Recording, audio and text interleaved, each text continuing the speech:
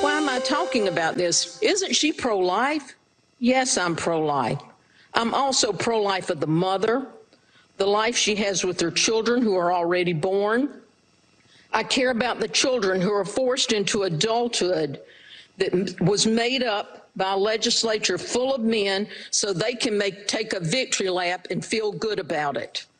You want children raising children who will most likely suffer domestic violence and live in poverty. But you don't care because you've done your job, and you will forget about them once they are born. Let's be clear. That's a Republican pro-life state senator in South Carolina, swing state. She helped defeat a total ban on abortion in the state that did not include exceptions for rape and incest. Again, a Republican helping defeat an abortion ban. Democrats effectively sat the debate out. Brad Hutto, Democratic leader in the Palmetto State, explained, we think, by highlighting the fact a bunch of extreme Republican men are trying to control women's decisions in South Carolina, that they need to own that. The governor needs to own that. Quote to the Associated Press, Politico reports, the environment is upside down. Democrats are winning the culture wars because of changes in public opinion that may have reversed the political landscape for the culture wars. It's not just abortion, it's same-sex marriage, guns, and even crime. Dr. Lauren Wright joins us now, Associate Research Scholar in Politics, Public Affairs at Princeton University. Lauren, it's always good to see you on this. Are we starting to see Republicans get nervous over these culture war issues that they used to own so well? Well, yes, I think especially the abortion issue heading into these Senate races in particular in November. That's why you're starting to see masters in Arizona, senators running in these tight races, starting to either erase information from their website or start to sort of hem and haw a little bit when they're asked about abortion. And I think that's a very tough position to be in, especially if you're coming from a place of religious conviction. How do you flip-flop on that and suddenly for a general election audience completely change your mind? It's a very tough sell, but it might be what some of these Republicans need to do to win. It's interesting where we've gotten to, right? Because abortion used to be this very nuanced conversation about how many weeks and whether there could be a parental consent and whether there had to be an ultrasound. And now it's just become this very black or white issue. Either it's abortion for all at any time, as Democrats have said, just something like Tim Ryan and John Fetterman saying there should be no restrictions on abortion. And then you've got the flip side of Republicans who have the same litmus test, but it's no abortion for any reason, no exceptions, on and on. And I'm wondering who ends up winning that debate, because it feels different than how Republicans and we got here, which was by running on being pro-life.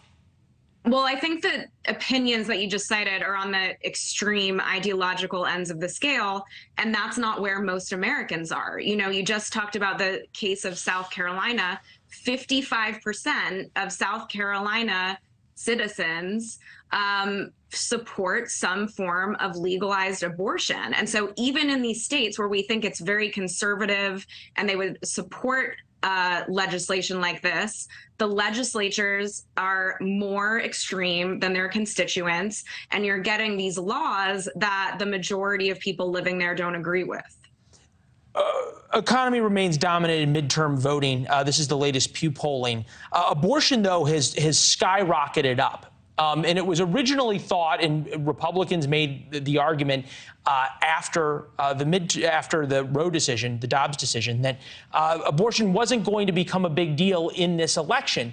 They now say that they will win these elections despite abortion becoming such a key issue. It's such a big deal in Kansas. That now on the ballot is an individual referendum. In Michigan, they would point to, say, Georgia, where Brian Kemp, Republican governor, looks like he's going to win. And even Herschel Walker now, flawed Republican Senate candidate, is pulling ahead. I mean, we might see some very close races that are made even closer by this issue. And so I think that's what we're starting to see, is a tightening of these races that were already razor thin. And we have very close elections in this country. That's no surprise. But when you get an environment that favors Republicans overall, and then this firecracker issue that fires people up, like abortion, on both sides of the aisle, you get races that are going to turn from toss-ups into just a razor-thin edge. And to be frank, Leland, I think where this will be an even bigger issue is in 2024, especially in a Republican primary. Some of these candidates, like DeSantis, are going to have to answer for the very first time, you know, directly, what do you think a national abortion policy should be? Are you okay with some of these states where, for example, a 10-year-old girl in Ohio who was raped has to go across state lines to get health care? And so that's a very tough position for Republicans to be in. And the Senate candidates are dealing with this now, but I think some of the presidential contenders haven't even started to. In fairness, you talk about the extreme positions of Republicans, rightfully point out. In South Carolina, we've seen a Republican state legislature where Republicans sort of smack down Republicans on this total ban, although they have a ban at 6 weeks. But why don't we see the same on the left? I think about John Fetterman. There should be no restrictions on abortions. That doesn't poll well either. I think about Tim Ryan. No restrictions of any type. Abortion on demand up till the time of birth. That doesn't seem to get the same scrutiny of the flip side of Republicans' extreme positions. Why?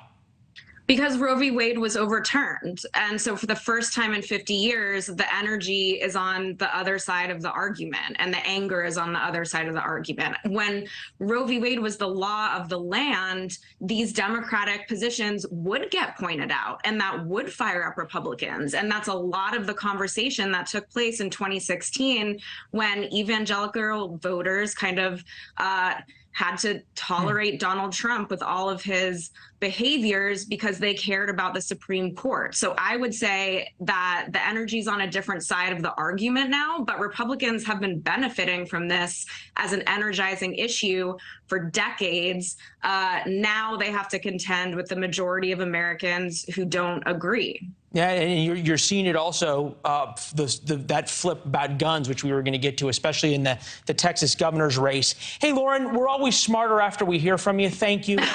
I'm smarter after talking to you too, Leland. Thank you. Thanks for watching. Go to newsnationnow.com to find NewsNation on your television provider. And don't forget to subscribe. Click the red button to get more of NewsNation's fact-driven, unbiased coverage.